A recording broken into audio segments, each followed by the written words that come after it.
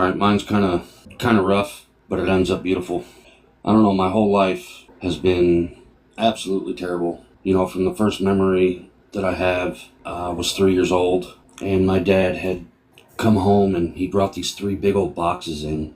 It was me and my two brothers and my dad in the living room. And my dad started, I'm the youngest of the three, so he started with my oldest brother, and it was his first two-wheel bike, and they put it together. And then my other brother was next, and they put his together, and then it was my turn. Mine was Dukes of Hazzard, and we put it together, and it was just the happiest time ever.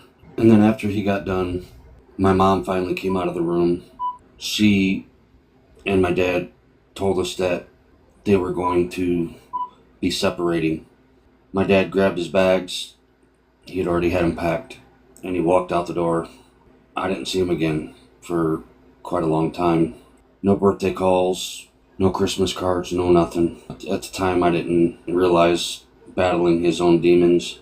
And then my mom got with another guy, and he seemed to be like awesome, you know, before they got married. Like the ice cream truck would come by, and he would give us each like $5. That's a lot of money for a little kid for an ice cream truck, especially back in the early 80s. And then they got married, and it just changed instantly.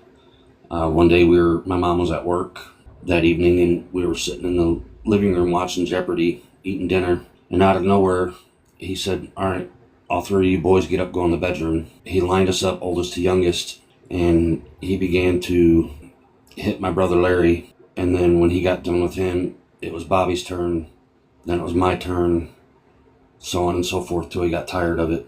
And then it just escalated from there and just got worse and worse and worse. Eventually, X amount of years later, my mom left him, and I guess we rebelled because it was like we had freedom. And you know, I grew up in the streets of Detroit. I was for TikTok friendly purposes, I was a member of a club. I've seen and done a lot of very horrible things. I've lost loved ones, friends to pew pew violence. I remember one time, me and my brother and my boy Omari, God rest his soul, we were on our way walking to the store, and I was selling some fake rugs, and this individual came up, and you know, we did the exchange, and you know what they do is they'll put it in their lip, and if it numbs their mouth, that tells them how strong and whatnot it is. And of course he did that. Normally they would just go off and do their thing somewhere else. This guy decided to do it right there in the middle of the street, literally. And he pulled his windbreaker over. Then you heard the glass break on the ground, and he started screaming and yelling at us. And he started pew-pewing at us. And they're bouncing off the ground and whizzing by us, and we're just laughing our heads off, running from him.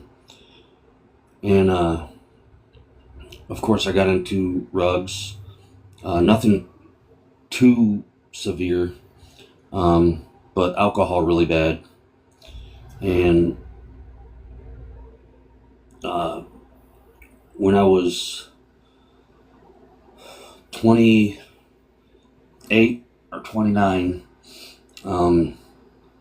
my fiance at the time, we had already had our daughter, and she was pregnant with our first son, and we had the opportunity to go to Oklahoma. And so, you know, she asked me, and I said yes. You know, I didn't want my kids going through what I went through and seeing what I seen, and you know, it's no place for kids. And I couldn't let go of the alcohol.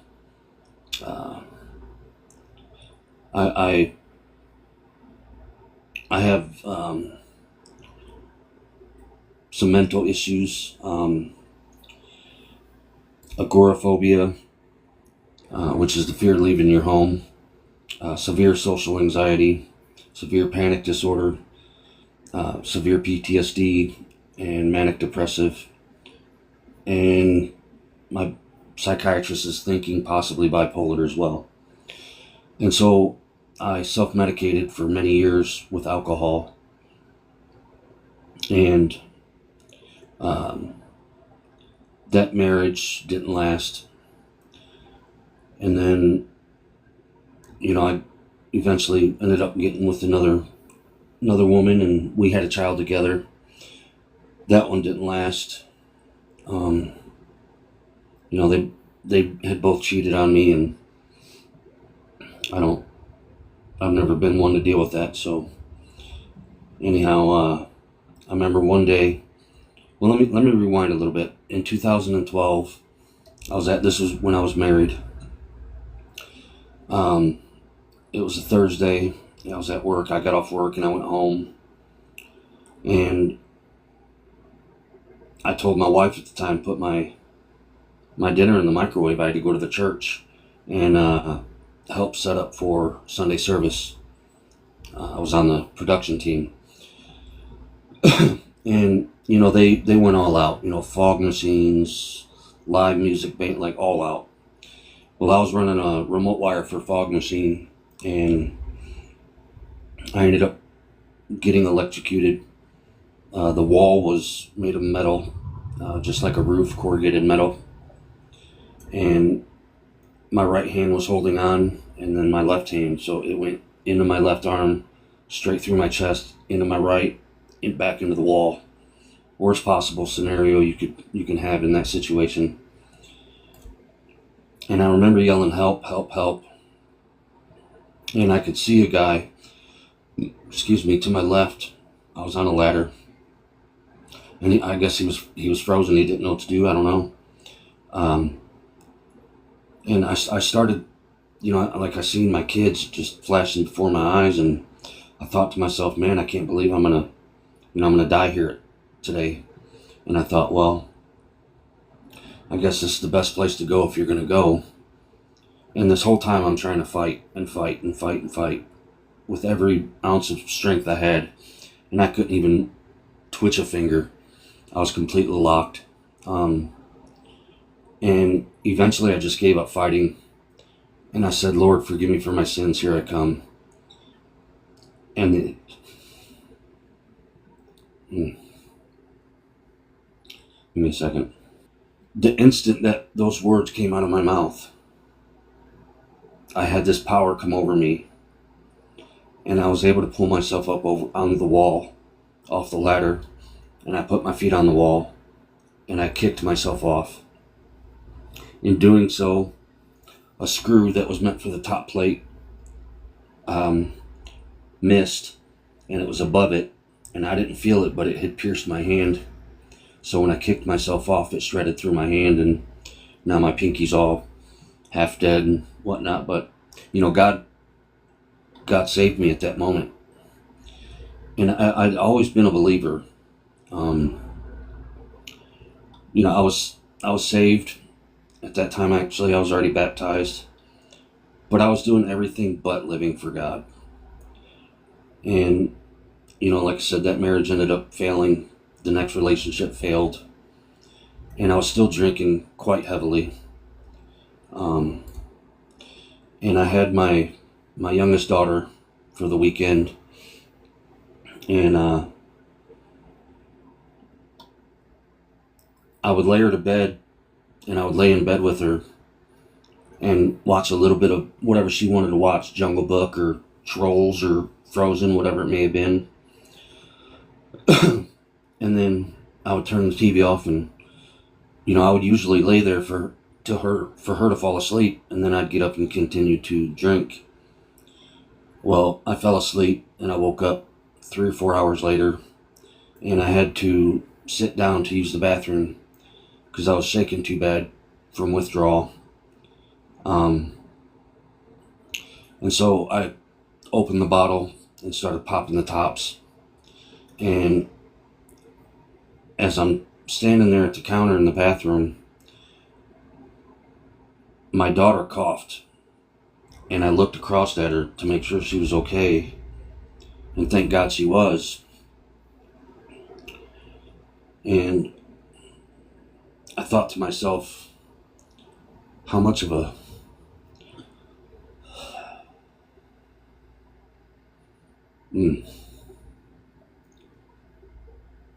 sorry, y'all.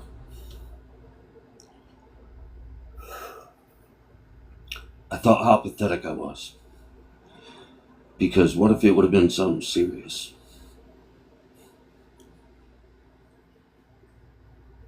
I wouldn't have been.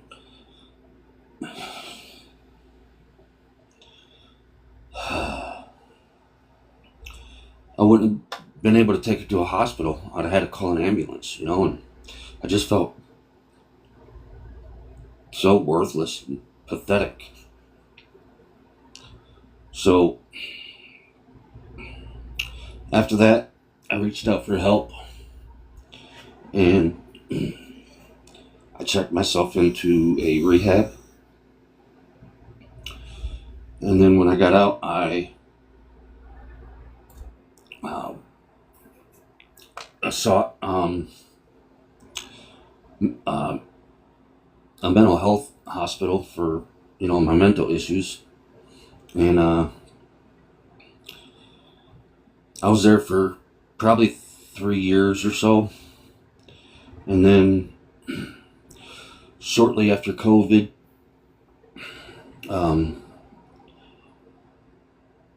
where like everybody, you still kind of had to wear your masks. During the COVID thing, I lost a very, very, very good job, and I ended up getting another job at Google, and then they did a huge layoff, and I was one of them because I was one of the newest people. And then after that, I couldn't find a job anywhere. I tried everything, even all the fast food restaurants, and so I had no money, and I started drinking again, and I started selling things to be able to afford the alcohol. And then I lost everything I owned, even my kids' clothes, their toys, everything. I was able to put about 2 bags of clothes in my truck, and then I was living in my truck, and then it broke down shortly thereafter. So I was left with the option, just, not only was I homeless at that time, but now I'm going to be homeless sleeping on the streets. And so I told my best friend, he'd always wanted that truck. And I was like, dude, give me $500, it's yours. And, it only cost like, I think $60 to fix it, but I didn't have the money. So he bought my truck and took me to the Greyhound station the next morning, and I came to Michigan, where I am now, to my brother's, so I didn't have to sleep in the street. It's been a little over 3 years now, trying to get back to my kids the whole time. And I kept drinking, and I was sneaking alcohol home, and because I was ashamed of it, but I didn't know what to do because I couldn't control my mental state. And then I got really sick. I had a great job, and then I was able to get a really good truck financed. I had a camper, and my plan was to use the truck to pull the camper to Oklahoma and just live in it. And so I was going to save money for X amount of months.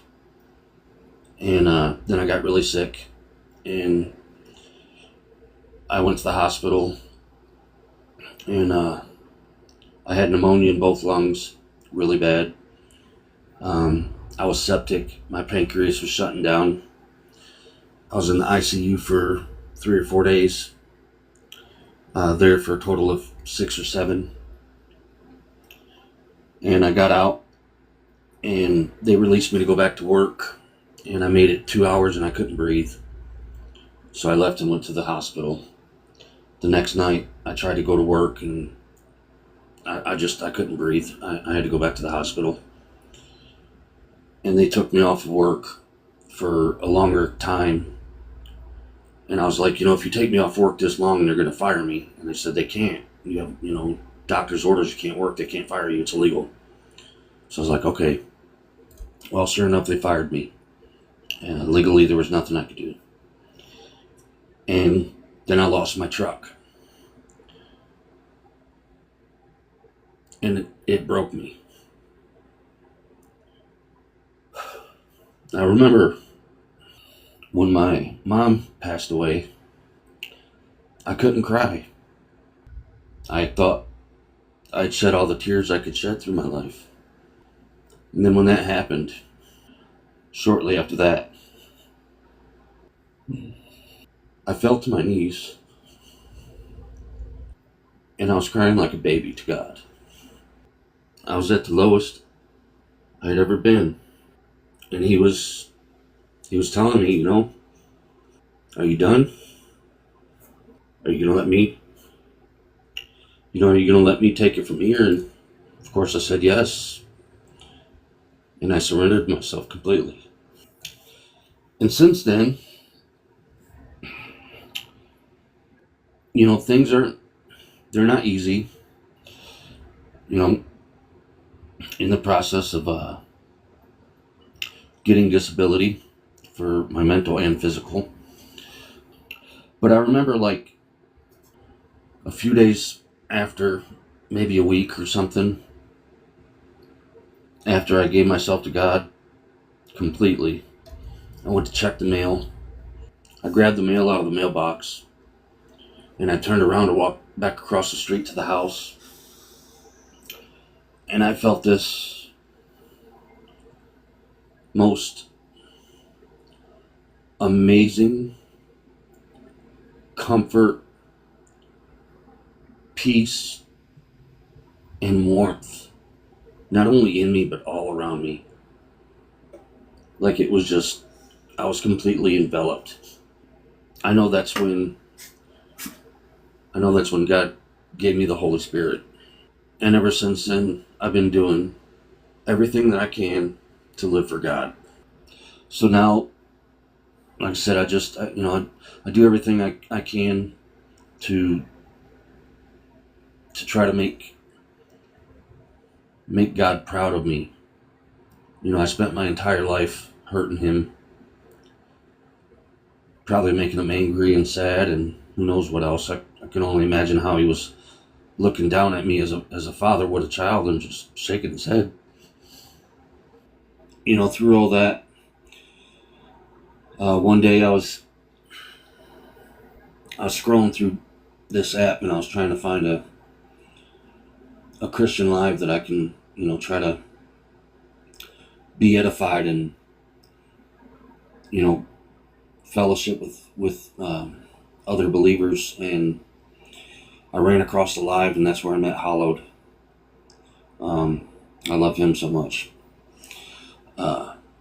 You, brother. And I met so many other people, including you, Keith, and your wife, and Transparency. And so, yeah, like I said, my life started off terrible and stayed that way until I completely surrendered, wholeheartedly. And now the only thing that I care about doing is spreading God's word and spreading God's love to as many people as I can possibly spread it to. And to, stay in the word and stay in fellowship and, like everything, even things that I watch. I can't even watch stuff that I used to watch because they say words in there that I don't want to hear. I don't feel right hearing them anymore. I don't feel right seeing certain things anymore.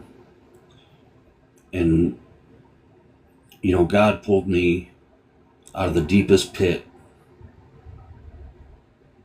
because he loves me that much. So, my mission is to spend the rest of my days loving him and trying my best to be a good child for him.